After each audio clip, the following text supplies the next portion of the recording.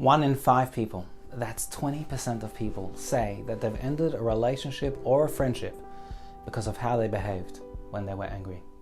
Take a second and think about a time that you got angry and later on regretted it. Maybe you didn't have the facts right, you might have jumped to conclusions and had to apologize later about what may have been a really uncomfortable situation. While we're angry, we blame the other person for being the source of our anger, but you see, once our anger subsides and we stop to think about what actually happened, we're able to understand how we may have also played a part in the story.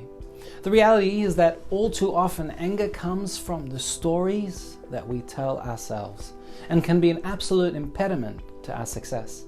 And I think that it's this exact idea that we find in this week's double parasha of Matot and Moshe.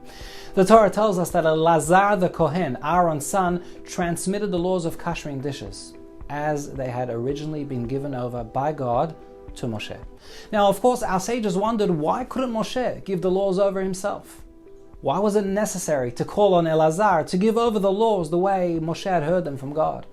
The Midrash explains that because at that very moment Moshe's heart was filled with anger. His instincts took over him and his wisdom absolutely vanished.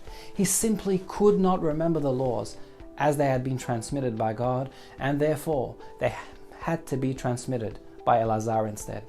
I believe that the Torah recorded this story to remind us about the real dangers of anger. If Moshe, our greatest leader, no longer had control over his intellect during a moment of anger, how much more so are we to be prudent about how we react when we're overtaken by anger? Of course, it's easier said than done, but as they say, if you speak when you're angry, you'll make the best speech that you'll ever regret. Shabbat Shalom.